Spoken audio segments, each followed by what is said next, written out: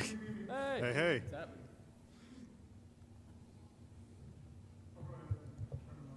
All right, mine's on. Hey, they're on. Check. Go for it. Oh, are we live already? Yeah. Okay, cool. What's up, everybody, and welcome to a special episode of Game Over, Game On. We're here at LexPlay, and I'm Grant McClure. Right to my left is Justin Langfels, and here with Michael and John from RunJumpDev. And in case you didn't know, it's a conversational podcast where a few friends gather on a mic to discuss video games, geek culture, and all things awesome. So, we usually start this out with what we've been playing, doing, touching, feeling, squeezing. So, who wants to go first? We talk about what we've been playing, what games, shows, stuff like that. I mean, I've been playing a lot of PlayStation VR games. All right, We got cool. that in. Wanted to see what was cool and what we could show at LexPlay. So I've been playing like Batman VR, I think. Yeah, I've heard a lot of the great demos. things about that. Yeah. Yeah, it was really cool. Like, I was just sampling lots of things, so I just played a little bit of it, but it was really cool. Like, I think the big thing is that they model the Batman character and it matches what you're doing. Yeah. So you can like move around in a mirror and see like your reflection in the mirror, and it matches what you're doing. Yeah, we saw Aaron, our the other host who can't join us, but last night he hopped on there and did the Batman VR, and it was awesome. And it was really funny. There's a lot of funny moments watching people play it because he just looked down. He's like, "Oh my god, my belt! Yeah, my belt! This is awesome!" And you pull out your batarang, yeah. and he would just start tossing them. And then you'd look down, and you could see piles of batarangs underneath your feet and stuff. Really, really cool. Yeah. It's 20 minutes of fun. Well, isn't it about an hour and a half or? It's an hour and a half or something, Yeah. and it gets into sort of the detective mode kind of thing, that was in the Arkham series. Yeah. So you're looking at a crime scene and like scanning, and then you rewind in forward time, and all that kind of stuff. So it's cool to like play that in VR where you're actually there. So like somebody will, they'll recreate the crime, and somebody will like run by you or fly by you, and you can look around and then walk around sort of to see the other side of the crime scene. Yeah, we sat and watched a few people play it, and we got to see that whole the analyzing the crime scene. And that's one of my favorite parts of the games. Me too. Yeah, is where he would scan, Batman scans the area and then rotates time, and you can see how a thing. Yeah. How a fight it's a really cool dynamic of the series. I think that's one of the marquee things of the games. Yeah. Cool. Yeah, I found it interesting how they handled like movement because you don't really move around. You like even when you're in the Batcave, you would grappling hook to the different places. Yeah, that's true. So you don't actually have to move in VR. So you don't have to. So they can negate that whole the chance of getting nauseous or sick and stuff like that. It's really interesting. Like the Vive kind of lets you walk around, but PlayStation VR is either like standing or sitting kind of thing, and it's a really kind of cool. It fits into the whatever Batman universe to be able to like grappling hook to different locations and stuff. So that's really cool. Yeah, I want to check out. Like I'm scheduled to check out. I think the Mortar's Mansion thing later this evening and the PlayStation VR. I want to kind of check out Super Hypercube because I've heard amazing things about Super Hypercube and Thumper and Batman VR. Those are like the three things that everyone's really talked about when they talk about PlayStation VR. Yeah, cool. Yeah. Justin, you have nothing? Continue on Okay. down the line. All right. What I've been playing, I guess I've been playing a lot of StarCraft 2 and a lot of Rocket League. Those are two main games I've been playing currently. I know. I love Rocket League. Yeah. But I'm not good at it. Like I got in PlayStation was the first. Yeah. So I got in it, started playing it. I'm like, this is awesome. Stopped for like a week, come back, and I'm like, nope, that was a mistake. Yeah. That was a completely and utter mistake. I mean, it was a bad deal. Well, Michael's team won the Rocket League tournament. Oh, wow. Sweet. Yeah. Congratulations. Thank you. Yep. And also, a lot of the StarCraft 2, I know the latest expansion came out a while ago, and they actually just released a new patch, and it's pretty exciting. And right now, I think there's some, the big tournaments going on right now. So Sweet. it's pretty fun. And, major event that happened lately, for the first time in like 16 years, South Korea, a non-Korean won a Korean StarCraft tournament. Yeah. Wow. And that was big news all over Kotaku and Polygon and stuff. yeah. I read the article. Yeah, so It's cool. Cool, very neat. Yeah, I've been playing Battlefield 1. Oh, yeah? Yeah, it looks nice. It's fantastic. Cool. Okay. And I've on the like I don't know if for those who are watching, if you're watching and stuff, we're on iTunes and Stitcher and the Google Play Music, and you can check us out. But the previous 2 episodes were recorded. I talked about Battlefield 1 and Switch and stuff like that. But my main, what I've reiterated, like those 2 episodes, and we're going to talk about it now, is that the campaign is a first-person shooter campaign done right. Oh, cool. How they do the 5 vignettes and the breakup of those vignettes, incredible. Oh, yeah, that's right. You see different perspectives on the war. Yeah, it's really, really, really cool. The first mission itself, you play as the game's installing, and the whole goal is you basically die. Like, they show you how bloody and gritty and gruesome the, I guess, Battlefield's World War I is. Yeah. Because you go through, when you die, you just go switch to another character on the battlefield.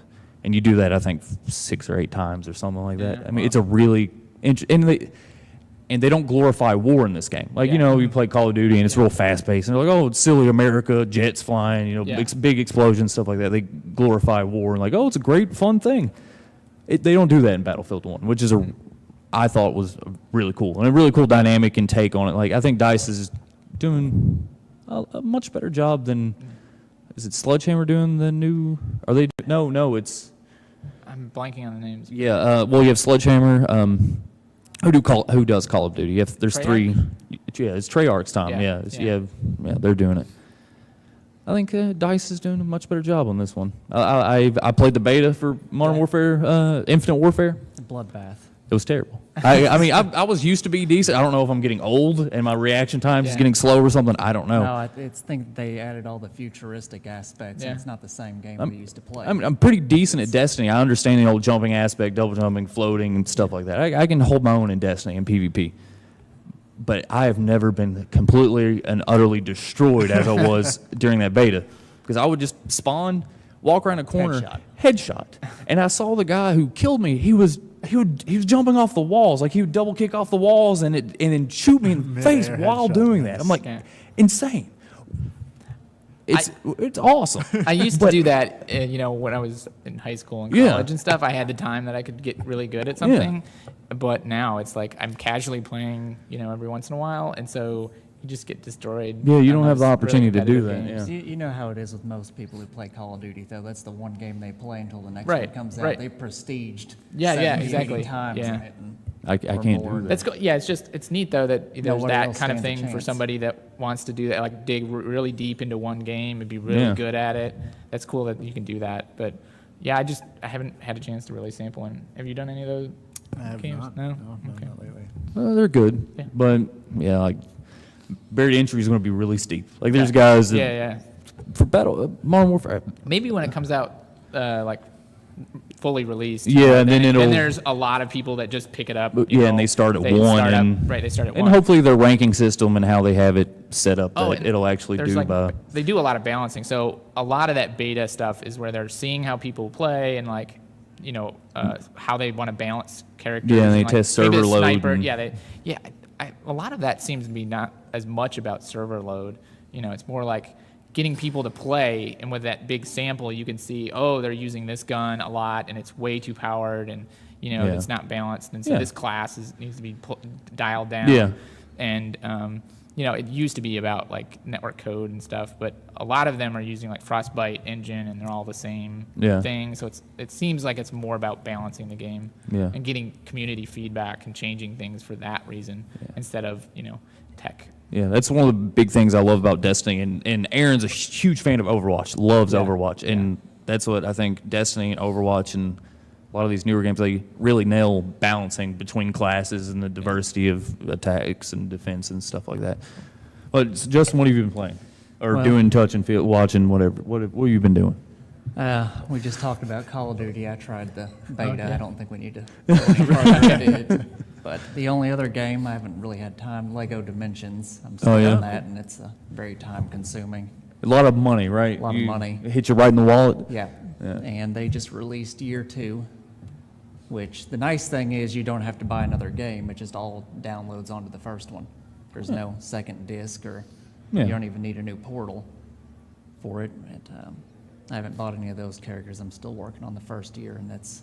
Didn't you already platinum it? Or No, not at all. There's so many different things you need to do and characters you've got to buy. You spend probably thousands of dollars on Lego minifigures just to. People who love Legos, though, it's the game. it is. It's the game. If you love Legos, Lego Dimensions That's is the game. the game to get. I wanted to play it. The Toys to Life thing, which I was extremely interested with Disney Infinity, I think, because I love Disney. I'm a big Disney fan. I was like, and the quality of the toys and stuff that they put out were high quality. Like they were good looking figures. But unfortunately, I guess Disney didn't want to back it, and now it doesn't exist. Yeah, and it's on sale everywhere for like $5 at Yeah. Meijer. But the nice thing is that with the Lego Dimensions, Chris has got Xbox One, I've got Yeah. PS4, the characters are compatible. Yeah, because Oh, cool. everything's Yeah. dictated by the characters that you purchase. So it's, I need these certain characters, I don't have the money to buy them. You just borrow. Hey, can I borrow yours? And it'll work on both systems. And Cool.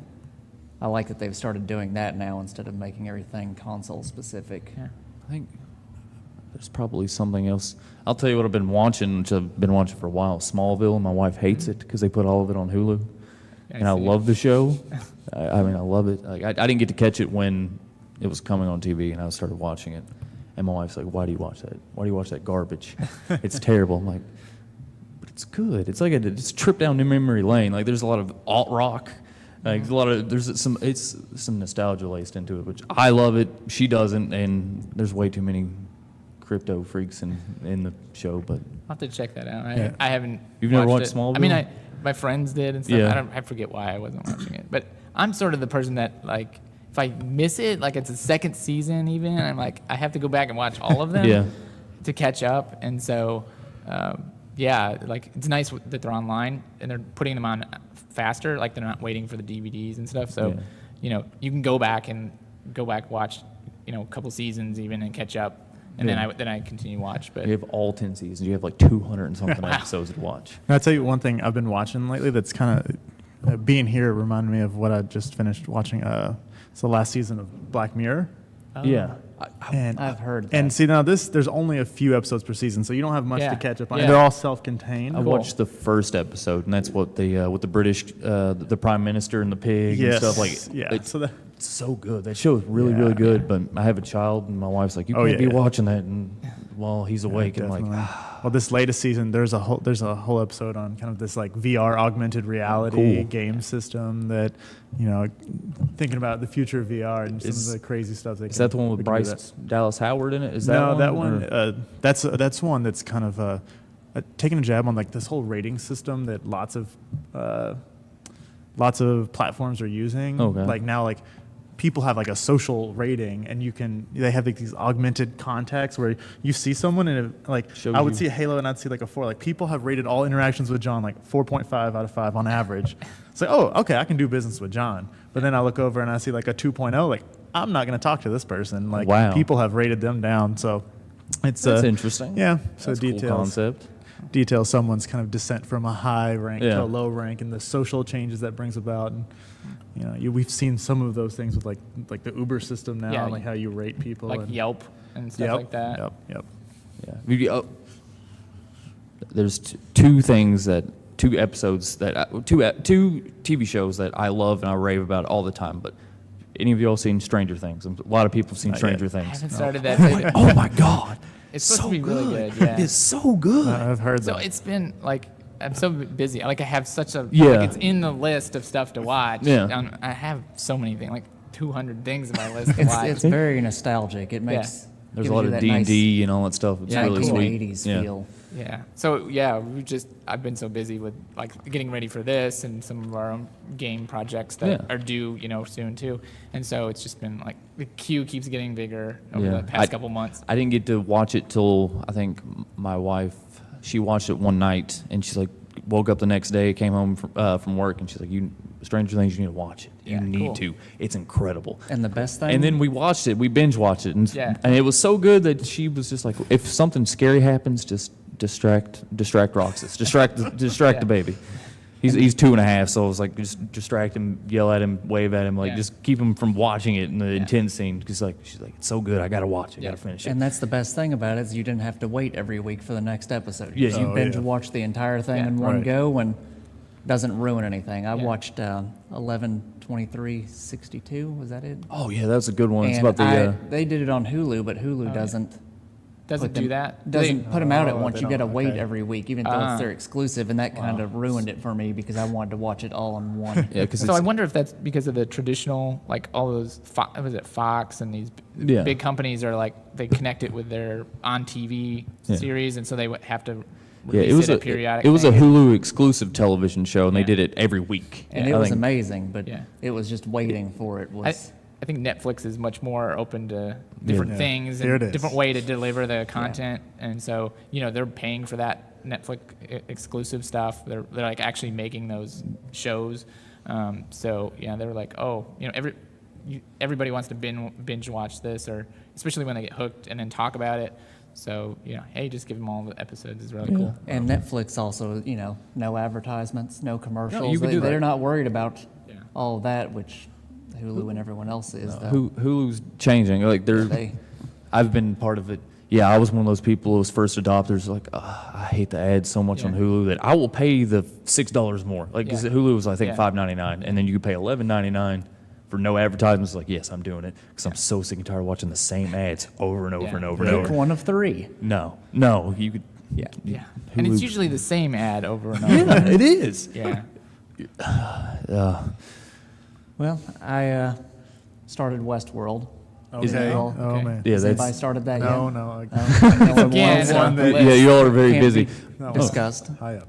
That ruining anything, All right. but I've heard so much about like kind of connection with video games and artificial intelligence. And it is. stuff. It's like a theme park where Yeah. people go and they'll pay to get in, and it's not really a virtual reality world. The robots, Yeah. kind of Yeah. that iRobot type feel, but. Okay. He goes back and shows, you can see his older, when the theme park first opened, he's still got all of the original robots in storage and Yeah. will pull them out and talk to them. So you're allowed to see the different years. It doesn't ruin anything. It's a 30-second. No, I'm not giving you a look of like you're ruining the show. I'm ranting. I was just looking at you to No. make a connection that let you know that I was listening to you. Oh, okay. All right. I'm just No, glad that it's- it seems like there's more sci-fi and stuff coming Yeah. out Yeah, again. there I feel is, like there was yeah, like a and lull of like not much for a while. So, but yeah, I'm glad that there are these like popping up. So I'm looking forward to being able to binge them eventually. And that's the first HBO show I've ever. I still haven't. Game of Thrones. I've haven't fallen seen out of it, love but with that. Westworld just started, so I'm like, I'll start with this one because I can at least catch up on it easy. The only Yeah. show like from that HBO's done is it's not. Oh my God, the first one was Matthew McConaughey and Woody Harrelson. The show was, and it was True Detective. True Detective season 1. Season 2, don't watch it. Save your It's time. awful. Yeah, don't go see it. Don't watch it. Just save your time. Just go watch the first one, and then season 2 doesn't have anything to do with the season 1.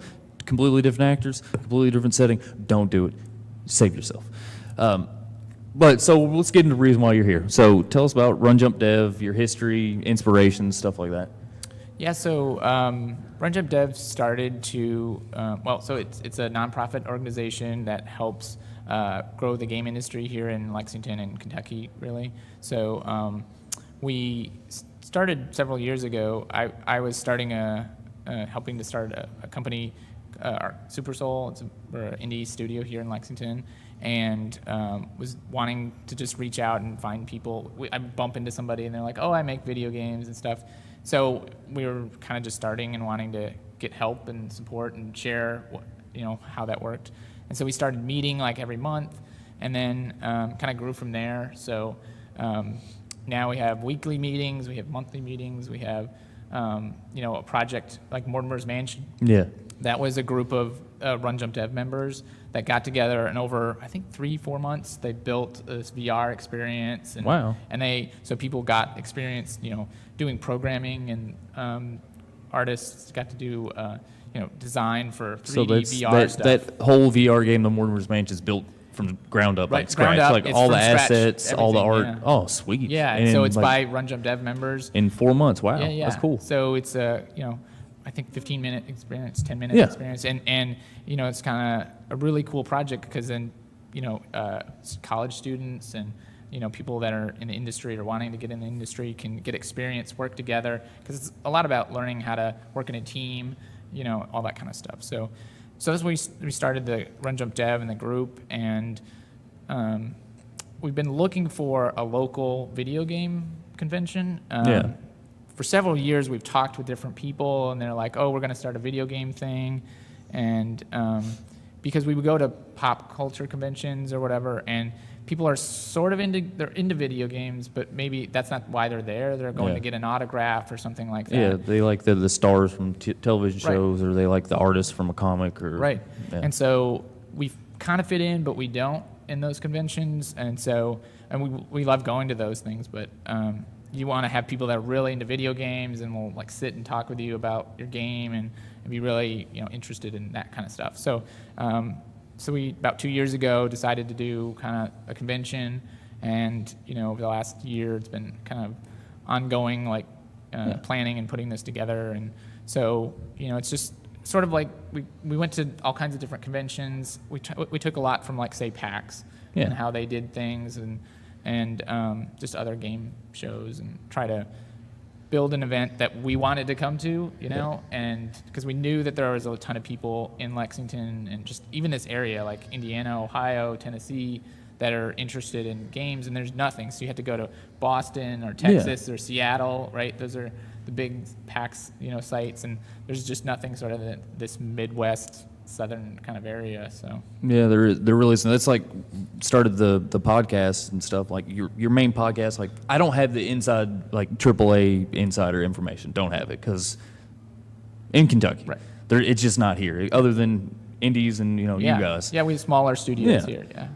Like if I'd have to go to New York or California and stuff like that to do that, and I can't do that. I mean, I have a full-time job, which I would love to do this full-time. That would be my dream and wish, to do this full-time and actually be a creator and talk to developers and travel around and do that. I would love to. But I do construction. I got to support my wife and kids and stuff like that. But maybe one day I will get that. And that's kind of what I do is I take, if there's the guys from Kinda Funny and IGN and stuff, or IGN and who did Podcast Beyond, they branched off, they did Kinda Funny. And that was my inspiration. They did a episode with Kevin Smith on this podcast, and they just said, "Oh, if you want to do a podcast, create a video game, make music, whatever, just go do it. Yeah, exactly. Just do it." That's the same advice we give for video games. It's like there's so much stuff on YouTube, and everything's like the software is free to start using. Yeah. And it's just like go make stuff. Michael, you're using that stuff in classrooms and stuff. Yeah. Yeah, I think one very important thing that kind of you all are both hitting on is we can go do things. We can make podcasts. We can program video games. But something that's super important is that you have a community of people you connect to. Exactly. That you can, you bounce ideas off of each other. You help each other, build each other up and create those things. So that's why I think it is important to build networks, even personally or professionally, or in groups like RunJumpDev or anything. Yeah. Yeah, we have an email to we ask people to reach out. Hasn't really had any hits, really. I mean, it's like we ask for topic ideas or questions for us and panel and stuff. Like it's what's up gogocast@gmail.com if you have any topic ideas or anything like that. And we do Twitch. We're doing Extra Life next week. Cool. It'll probably be me. I'll probably be playing Destiny or Battlefield 1 for 4 hours or so. Then my wife's going to dive in. She's going to do Lego Harry Potter years 1 through 8 because she loves she loves Harry Potter, loves Legos, or not Legos, but she just loves Harry Potter. Yeah. And She doesn't love Lego. She's not the right one. I think everybody can agree on that. Yeah. I can't tell No her Mega that. Blocks. Oh no. She wants Lincoln Logs are acceptable. the old Lincoln Logger, Matthew McConaughey. Yeah. The Lincoln Logger. All right. What was that? But I was just talking about the pod. Yeah, I agree that Yeah. building a community is extremely important. Like that's one of my main goals. Is I really want to just build a community, and you can come. We have a Facebook group and a Facebook page and stuff. You can post ideas and just talk and converse and meet other people who have ideas like you, and just be. I mean, you do. I mean, I hate to be cliche and use the thing like, "Oh, you do you," but literally, you should just. Yeah. I've never been more happy in my life since I started doing the podcast. And I've been doing it for a year and a half. I started because I was working 6-7 days a week at a job I like but I don't love. Yeah. And I was like, I need to do something. And I used to draw and create and stuff. And I started doing this, and I'm happy. I'm completely and utterly happy with my life. Yeah, and cool. I am more confident in who I am. It's helped me probably a year ago from now or 2 years from now, like being on this stage talking to you all, or if the audience is bigger, I would be completely and just utterly just shrouded in fear. Like I wouldn't be able to be doing what I'm doing. Yeah. It's helped me build confidence and it helps me talk to people. I mean, it's done a lot of things for me and it's helped me a lot. And that's where like you can find whatever niche that is. You know, so like if you're into super competitive Call of Duty, or like we have people that are into streaming and speed running. Yeah. And we have some people that are into like building arcade machines and all that kind of stuff, where you can really find whatever you're really interested in and connect with people. So it's a really great, just find your thing. Yeah, find it, do it, and just be confident. I wish I knew that I wanted to do this, and I knew that I was like 4 years ago when I was getting out of school, I would have probably gone to school for journalism or broadcasting. I would have done that instead of. No, it's never too late to kind of start that thing, especially if you're enjoying it and whatever. That's where, like, if you look at those big people, like with podcasts and stuff, they've been doing that for like 20 years or something, right? And so it's you can just keep working on it, keep doing stuff. Like with the video games things, it's 5 years since I've been really starting full time and doing this thing, and I've felt more confident with it. It just takes a long time to wrap your head around something that's really deep, like video game development, or even podcasts or any of these things. You can really spend the time and you feel like you mastered it, or at least have a good grasp. Yeah, just keep doing it. Yeah, find what you love, find what you do, really focus on it. Like I was saying, like I really wish I knew that I would love doing this 4 yees ago. Like I would have gone to school, and I would have actually probably done better in school, and actually went to I went to Spencerian for graphic design, and halfway through that I was like, I hate sitting in front of a computer editing photos for hours on end. Now you're in front of the computer editing sound bites. Oh, well, at least it's fun. Yeah. And I do it. I play video games while I edit too. Like editing and it's playing, and I just wait for long pauses and stuff like that, and I'll play Call of Duty. That's where I do most of my gaming, is while I'm editing. Yeah. And just like what John was saying, if you find what you do, find what you love to do, and if you can find a community and just build yourself up, I mean, you'll be a much happier person. I'm all for it. I mean, that's a great and fantastic message. Yeah, and that journey of finding what it is for you that you're passionate about. And it's going to take a long time to figure out what you want to do. Because I think once you figure out what you want to do, like implementing your goals is a lot easier than coming up with your goals, right? Because what do I want to do? That'll take a long time. And it can change, and that's scary too. Because you could get really into something and do it for like 5, 10, 15 years, and then you're like, I don't like this anymore. Right, it's like, well, I've built so much around it, but you have to just keep taking risks, explore new things, and learn that. Like, so I teach math and computer science. Oh, awesome. I went because I went into computer science, and I love programming and making games. But then I decided to go into the classroom and teach, and I've brought some of those skills in, and I've had some students that I taught computer science, or we did like game development in class, and they get so into it, and they're passionate, and they're working really hard, and they're doing stuff that they've never worked that hard before in school. Like I have a student, and there's a teacher who would like ask how a student's doing, and I'm talking about like all this work they're doing. They're like, what? That's not the student I know. Like they're the ones that say, I hate math, and when am I ever going to use this in real life? But they're sitting here doing like complex matrix transformations so they can get the graphics working in their game. Wow. And it's like, oh, wait, I forgot I was doing hard work. No, I'm just having fun right now. Yeah. You find something that's fun and you love to do. Yeah, you'll put all your love and passion. That's what's really into cool. That. Is in the classroom you can find those. You can bring that in, and those students that really engage with it have that opportunity to find what they really love. Mm-hmm. That's kind of what happened with me. When I was younger, I was really into computers and stuff, and then in high school, kind of really was able to like be a tech and deal with networking and like building the website and all that. And so I was really into that. And then kind of what you're saying is I went through college and was like, well, I'm really more into video games and like software development and not like setting up networks and servers and stuff. And through college, I discovered, okay, I want to go software engineering and games and stuff. So it was all the way through college. It was like, I want to go do that game thing. Yeah. So. Yeah, I do construction. That's what I do. Well, I build stuff. You do a podcast. But I also do a podcast. So yeah. Cool. Yeah. But I mean, I do enjoy. I like making things. I guess I like being a creator and creating. So whether it be with my hands or vocally or That's cool. It's really cool. How much time do we have? Oh, really? Wow. Awesome. Okay. Halfway point. Yeah. Halfway point. I thought we were going faster than that. No, but okay. So there's, I guess, a thing that's come up that people have hated and bashed on. I guess I want to get your opinion on No Man's Sky because I don't know. The flack and stuff that it has, like that lawsuit and whole thing. In my opinion, I don't think it's really justifiable. And Aaron, not Justin, but Aaron and I still really think like how they use the algorithms and code it and make the world. It's amazing. Yeah. And that's my takeaway about it. Like even though it's and then Sony throwing Shuhei Yoshida saying that the No Man's Sky was a mistake and that Hello Games made a mistake of hyping it up.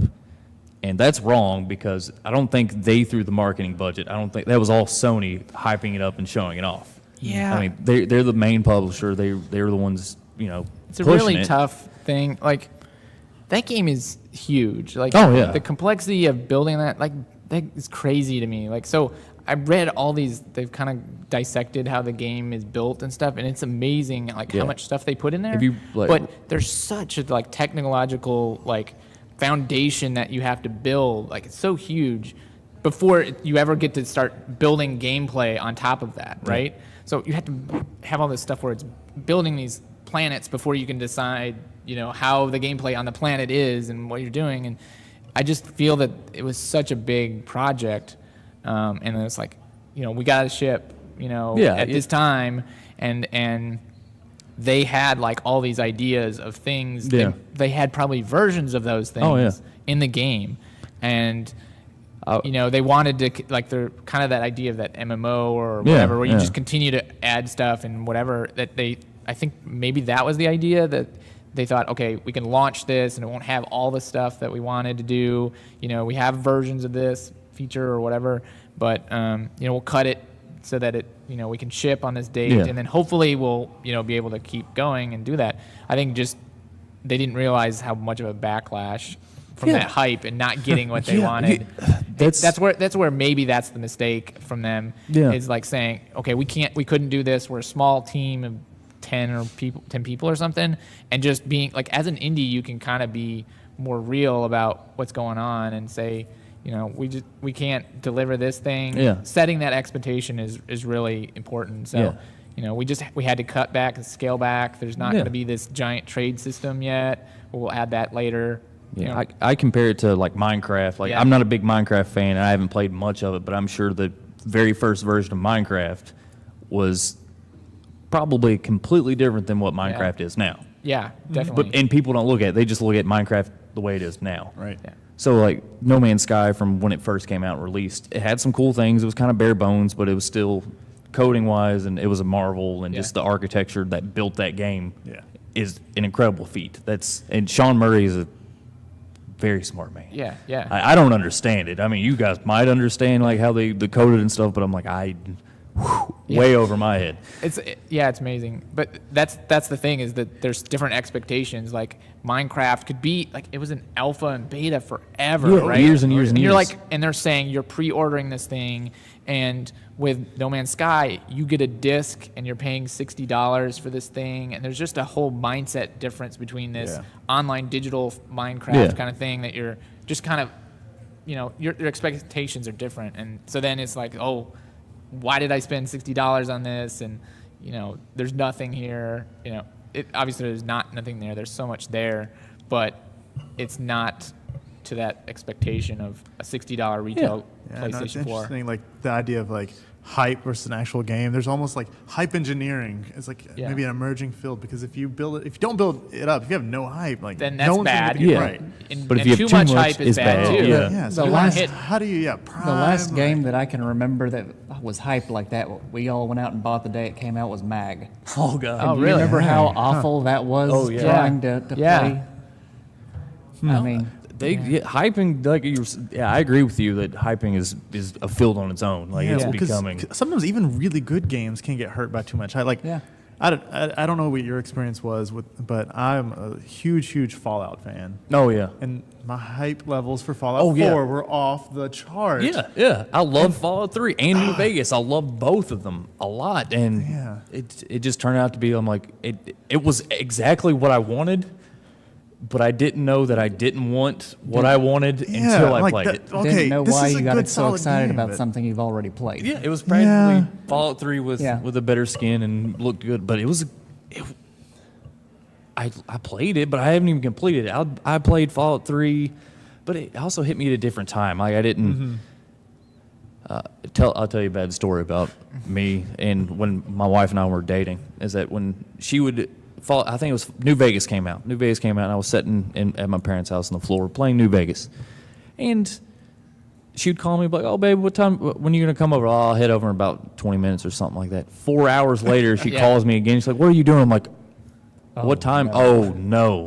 Yeah. I'm so sorry. I've been playing Fallout for the past 4 hours. I'm really sorry. I will stop right now and head over. Yeah. I'm really sorry. But I mean, that's the type of game that New Vegas and Yeah. Fallout 3 was. Is like it would suck you in. Like you could wander around for hours and you're like, I didn't do anything. I wandered the wasteland. I got 20 bottle caps and died 90 times. Right, a 'cause scorpions. you Yeah. were a super big. You have the platinum in Fallout 3, right? Or No. no. Fallout That was 4, I'm only like 3 trophies away from it, but I went on and sold it because that sucked up too much of my time. I agree with you. Like, the hype for Fallout 3 was awesome. I've getting to the point where I will see a game and like Uncharted 4, for example. I saw the trailer for it. I'm like, oh, I like Uncharted. Saw that one thing. I'm done. I don't want to see anything else. But I know what the game is. I don't want to see it. Yeah. And I'm a big fan of Kingdom Hearts. I love Kingdom Hearts. I love it. Yeah, of Really? course. Yeah. Yeah, tattoos Okay. and I love Kingdom Hearts. And they keep Kingdom Hearts 3. They keep showing stuff. I'm like, I don't care. You just throw they could the first thing they showed. It's is just with the logo. Just says Yeah. Kingdom Hearts 3, and that's all you needed. Yeah. I was like, I'm in. I'm in. It doesn't Yeah. matter. Yeah, there's so many games that are like that. Yeah. Where there's a community around that, and you just have to say, "Oh, there's a sequel coming," and they're like super excited and hyped about it. Pretty cool. Yeah. That if you find that game or that community, Yeah. that you can do that. I'm waiting for Rockstar to just literally drop Red Dead, yeah, Oh, that was. that game looks I'm more into beautiful. that. Like I love, instead of the downtown, it's like city Yeah. stuff. I enjoy- I love the Yeah, I'm right there with you. I enjoy Red Dead a lot. I mean, I enjoyed Red Dead more than I enjoyed any of the Grand Theft Autos. Yeah. Any at all. It's until your horse dies out in the middle of nowhere and you've got nothing else to ride. You just shoot that horse. It's walking just for walk hours in until the you desert. find something. That's when. No, Wait. it wasn't that bad. No, it's not. Because No. you would usually find a caravan, and if you were a bad person, you're just like, I'm just going to take this. This is mine now. Yeah, mine now. I'll take Everything it. you own is mine. Yeah. So there's hype, but there's also specific expectations. Oh, I know yeah. sometimes there's a difference between Yeah. what the community wants and what's happening. Like that, you all made me think of like Diablo 3 when it was coming out, and it's different than Diablo 2. The art direction went in a different way, and I was one of those hardcore Diablo 2 fans. It's like, Yeah, Diablo 2, the original launch was bad, right? It was rocky. It was not very good. yeah, and it wasn't until the expansion when the expansion of Diablo 2 came out, it was like, That's when I picked it up when they brought it to console and played. Oh my god, so good, so good. yeah. And the same thing though. Even if it's like, well, this is a good game, but it wasn't the thing I was expecting. Yeah. It's still like you didn't do what I wanted, so you can get a lot of backlash that way. I've gotten to the point where I like the same but different kind of thing. Like It's really hard. yeah, it's Oh, hard. yeah. Like the the backlash and like the harsh. Like I like Ninja Turtles and I watched the Michael Bay Yeah. the first one, Oh. and how different the first one was to anything in the Turtle universe. Yeah. People were like, I don't like it. It's not good. I'm like, I thought it was cool. It's not for me. faces. It's not for my generation. Yeah. It's for a new generation. Yeah. And the second one comes out, and it was basically for me. Like it had Yeah. Krang, it had Bebop and Rocksteady. It was practically a live action version of the late 80s, early 90s, television series. And to be honest, I enjoyed the first one more because it was different. Yeah. They gave me everything I wanted in the second one, but and You didn't know what to expect with the other one. no, At the first and one. I liked the first one. I liked the new Ninja Turtles more than I liked Out of the Shadows because it was exactly everything that people wanted. Yeah. And I'm pretty stoked for this Power Rangers movie. Yeah. I'm really, really stoked Yeah. for this Power Rangers movie. It looks kind of bad. Yeah. But if you ever watch the television, as an adult, you watch the TV show, Yeah. the TV show's god awful. It's really bad. It's Yeah. awful. That's Become a not the child way again we and you can remember enjoy it, it though. all. Oh, yeah. No, it's so bad. My son really won't even watch it. I think it's bad. It's pretty bad. But I've watched some of the new ones, and If you watch it on a really old, crappy TV, it probably looks amazing. But your new high def, Yeah. Before that tech. yeah. yeah, you can tell it looks awful. And if for any little bit of trivia, if you didn't know, for those watching and listening and stuff, that there's an episode. It's called "For Whom the Bell Trolls," and it's about the troll. And there is an Asian kid in the background of the Zord fight. He's just standing there. He's just standing there. There's an explosion. He ducks down. Like the Zord, there's the Megazord and the monster. Yeah. And they're fighting, and there's a big sparks, and the camera pans over, and you see this maybe 8-9-year-old Japanese, Chinese, wherever they're Yeah. recording at, in the corner next to these buildings, like he's there, Yeah. like a child, and he's like flinches and stuff. How did they not catch that? And the big kicker is when they redid it in I think early 2000, like 2010, when they brought it Mighty Morphin Power Rangers back to Fox or ABC. I don't know. They brought it back and they put the comic book filters and stuff on it. He's still in that episode. They didn't edit him out. He's still there. Yes. But yeah, I'm kind of stoked for the Power Rangers movie. But I mean, is there anything like any games or anything that you're excited for? Or? Oh, I don't know. But back to kind of like the expectations and Yeah. stuff. I mean, that's a big challenge for developers. I've read so many articles and talked with people about, it has to be the same but different. And a lot of times the players in a way don't know what they want. Like they say that they want the exact same game But as they last don't, time. yeah. But if they get that, then it's just the same thing. And so there's a thing of, what players want, and the great game developers have a way of adding new things and evolving the game, but keeping it enough, keeping the core or whatever enough from the previous games that you can move it forward, and then you can if you can get a long running series you can change the whole, like the first one in the series is way different from the last I one. think Final Fantasy. Right. Oh yeah. Oh, and Yeah. everyone's been wanting a Final Fantasy VII remake forever. And Yeah. they're doing that. Yeah, but it's going to be different, and I don't want turn-based. I don't think we've had an episode where we discussed, like Aaron and Jake and I, everybody, we discussed like turn-based does not fit modern-day consoles very well, and it's not what most people expect. Like you go from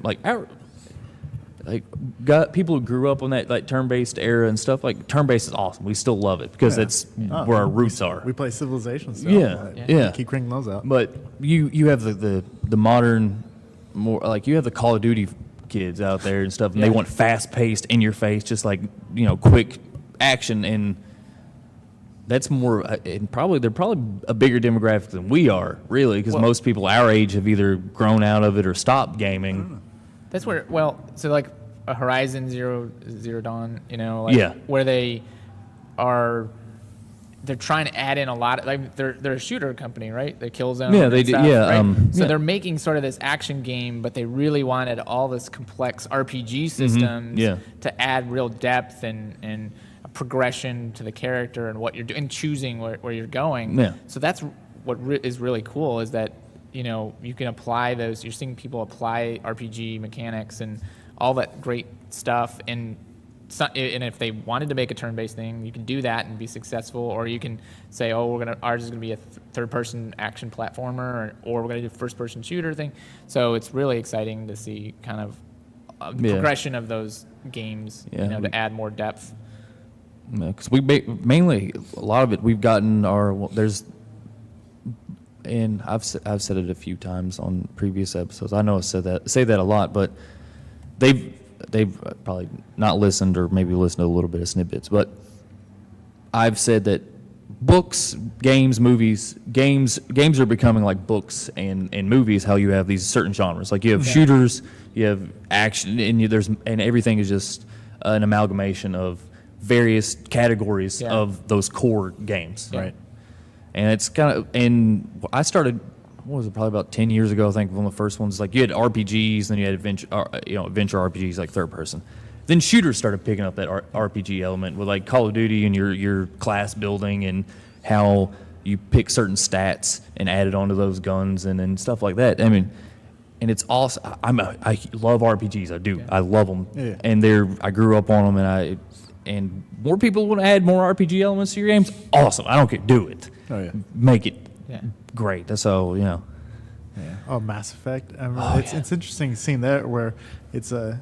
Yeah, is this a shooter? Is this an RPG? Yeah, and the you can first see through the sequels as they go from more RPG heavy to more shooter heavy, and it's they find a good. I think by the end of it, they did find a good balance. Like Mass Effect 3 has a good balance of shooting and that good third person action. Mm-hmm. Well, I got a question. Well, what? For you all, we've seen your booth. I believe it's by the entrance and stuff. Yeah, by the entrance. You have the arcade machine there, Lextron. Is that another game you all created? Yeah, so that's really cool. So a few developers, so we had people that were really interested in hardware, arcade machines, and sticks. So Tom Burge designed all the arcade like the shape and everything in CAD, and it was CNC'd, and it's all custom. It's the design of like the engraving of the RunJumpDev logo and everything is in there custom.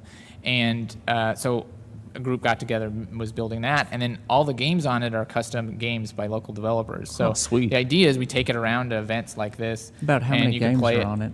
I think we're up to 9 or something. So yeah, they're like designed arcade kind of machines. And that usually stays, other than events, that stays at your studio, right? Like. Yeah, we actually have it at Create Now. It's the makerspace. Okay. Yeah, so they do a lot with CNCs and building hardwares and stuff. And so what we did actually is we did a Kickstarter recently.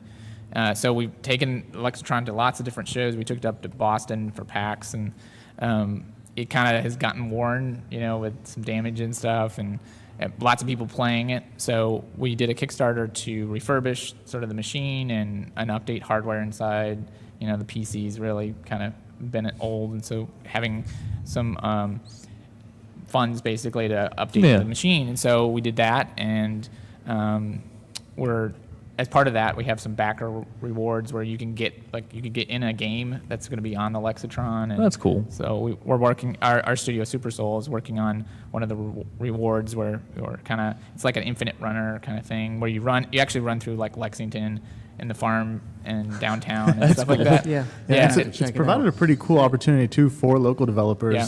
Because I guess like if you're just starting off, it's just you and you want to make a game. Like, I guess I'll just make it on the web, or maybe I'll try to make a little mobile app or something. But I think a lot of indies starting off, you think, I don't know, putting it on some platform, like making a game for the PlayStation, or like that's just some far out of reach goal. But being able to have this like physical arcade, like here's a platform that's not a standard platform. It's something that you could like port a game to. Like we have hardware specifications. You can go to the website and see what the specs are. And I'm like, okay, well, I need to take what I made and make it work with these specifications. And that idea of like porting over to some other hardware is really cool. And thinking, really, I can make games for whatever. It's just a matter of translating and the requirements given to me. So it's a cool opportunity too for the developers. Yeah. Plus, I make a game, it's going to be hard without a built-in audience to really share it with many people. Yeah. But as like just a shared resource, let's show this game to people all over. If we take it to a library, if we take it to some other events, and now a lot of people can see stuff that you've been working on. If you've been unable to really get much of an audience for your particular games already, and that kind of makes it a little special too, because there's only one. It's the only one out there, and if you haven't got a chance to check it out, then you've missed it. And have to hope you see it again at some point, but. Yeah, but we try to, like I said, take it around as many places as we can. Actually, next week we're going to be at the Barnes & Noble thing. It's like a maker fair here in Lexington. We're going to have Lexitron and talk about making games. So there's like kind of an overlap of just that creative people, like you said, that where they enjoy making stuff and can learn about the lexicon and can learn about making games. So it's really cool. Usually, guests, I ask them like one kind of it's a double question. Like, what got you into gaming, and what was like your favorite game? Like, what was your inspiration that got you into gaming? I guess we don't have a lot of time, so we'll probably have to make it quick. Well, so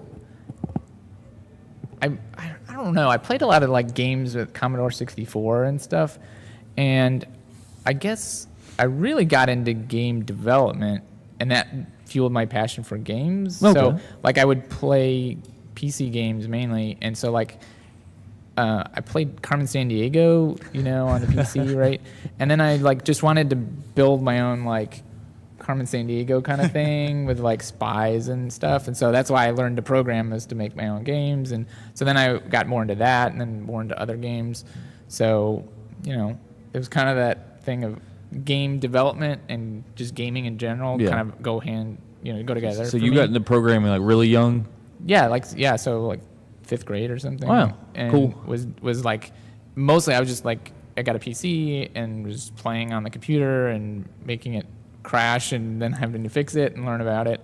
And so I was really excited. It was that creative thing of making stuff, and then kind of got into I can make a game that's like this other thing. It was just my first one was like a text adventure kind of thing, and it's so much easier now. There's so many things like Unity and Blender. They're all free, and you can make all kinds of stuff. But that was kind of what I was really into. Yeah, I similarly got into like programming and making games pretty early. Yeah. And that drove my interest in playing more games.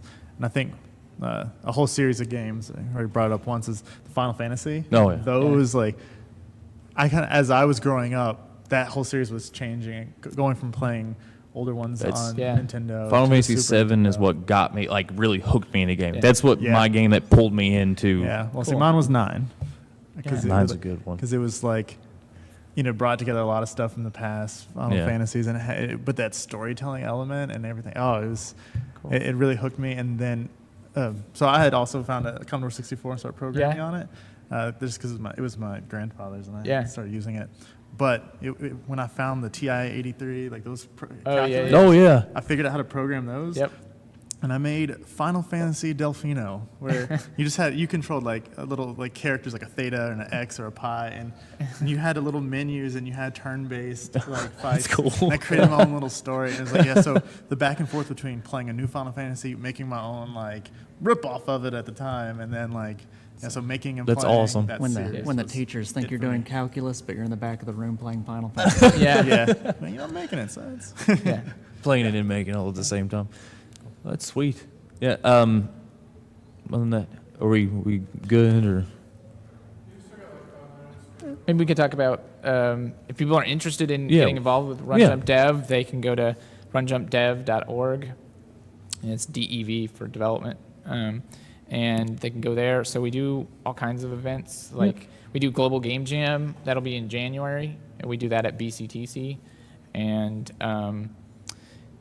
a game jam real quick is, you get together over a weekend and start to make games. And so we have people of all different skill levels. So what we do is end up try to have groups of experienced developers with new people, and they can just go through the process over a weekend of start to finish, like idea phase, and then like actually building and, kind of completing something and then showing it off. So that's a really cool event. But yeah, and then also LexPlayCon.com is for this convention, and if you're able to come out, that'd be great this year. But we definitely, want to have it again next year. And so just be on the lookout for it. Yeah, and just keep it going and growing and growing. Yeah. It'd be great. It's awesome. I talked to you on the phone. Like I didn't know this was happening. Yeah. And I just kind of think of one of my friends from high school and stuff was like, oh, this person's going to, or was interested in going in this event. And I was like, what is this? Yeah. So I checked about it, read about it, and checked out RunJumpDev, and I was like, oh, it's Indie Collective and who they are, and I was like, just out of the blue, I was like, hey, give it a shot. Let's see if we can get on here and do something. I was like, sweet. So that's why I'm here. Again, it's our first year, so we know all these people are here in this community that are into games, and we've met a lot of them, and it's just, okay, we need that event here in our community, and so let's get it out there and, have it first year, and then it grows, Yeah, as we go. it's hard for some people to travel 4, 6, Right. 8 hours to. Right. I mean, they're in other states. Yeah, there's conventions and stuff in other states, but Yeah. then they can travel a little bit. Yeah. Some people can't. I mean, maybe they can travel a few hours, stuff like that. But it's really awesome to be, have an event in Central Kentucky. I don't think there isn't any gaming There's- convention there's- in. No, there's nothing, obviously, in Lexington. Yeah. There's the Louisville Arcade Expo Yeah. in Louisville that has, big pinball and arcade thing. That's their primary focus. So if you're into retro gaming, arcades and stuff, definitely go to that show. That's amazing. We've been there for several years and have a section for like indie games locally developed. But then, there's stuff in Atlanta, stuff in Boston, some stuff in Chicago, but there's nothing here, and that's Yeah. why we started the event. Is Yeah. like we needed something in this community, this area, and then we can have it grow, and maybe we can attract more people Yeah. from different states, to come out once they So share where word can of mouth. people find your studio? I know they Oh, can. yeah. Twitter's what? RunJumpDev, right, on Twitter? Yeah, that's RunJumpDev, and then so my company Super Soul, we do all kinds of different games, educational games and stuff. You can go to Super Soul, SuperSoul.co, no M, and you can find out kind of if you're interested in, like, we help people basically make the games that they're interested in. If they have some ideas or like card game or something, and they want to convert it to an app, or we help people do that kind of stuff. So. No. Yeah, you don't have a company, or you just. No, I'm a high school teacher. Oh. But you check do out Steam games. Academy. Yeah. Where pretty is it? cool. It's in the North Lyme area. Steam. You said Steam Academy. Steam Academy. And it's a actually grade special- school? No, it's a high school. Okay. Grades 9 through 12 Okay. here in Lexington. It's a school that any student in the district can apply for, but we do kind of a lottery system to get in. And so they that we focus match- on like technology Yes, and. so STEM, like science, technology, Yeah. engineering, and math, but also the A, like having that arts aspect in there is, I think, pretty important too. That's sweet. So that's, kind of the basis of our school. Awesome. Right. So that's, I'm trying to teach things like computer science and stuff that Yeah. are outside maybe the normal curriculum for now, but hopefully it will be a little more mainstream in time to come. Sweet. Yep. For those who are watching and listening and stuff, we're Game Over Game On. We're on Twitter. It's Game Over Game On. We're on Facebook. We have a group and a page. It's Game Over Game On. We're on Podbean. That's where our host for the podcast. You can go check there. It's podbean.com/Game Over Game On. Also, our RSS feed if you don't use iTunes, Stitcher, or Google Play Music. If you use something else to listen to your podcast, it is gameovergameon.podbean.com/feed. That's it. We're also on Twitch. Like I said, on November the 5th, we're doing Extra Life, 24-hour stream. It is twitch.tv/game_over_game_on, because we're late to the game. I don't know why people want that, but we have to throw the underscores in there. We also have a YouTube. It's very hard to find because we got real late to the YouTube game. So it's a bunch of like UWK. Yeah, don't even try. The easiest way to find those and other places is just go to Twitch, and we have panels in there. You can click on those panels. It'll take you right to anywhere you want to go. So, and also, if you want to drop us a line, any topic ideas or any questions, or if there are episodes you listen to and you have any say back of what we talked about or any feedback. Also, we appreciate any ratings on iTunes. It helps people who are listening and watching and stuff find us. It helps us get to the front page. It helps us bring a bigger audience in. We want to build a community, and that's what we want to do. So, thank you, John. Thank you, Michael, so much. Yeah, thanks Thank for you, having us. Justin. Yep. So, yeah, it's been a special episode, LexPlay of Game Over Game On. Thank you, guys. See ya.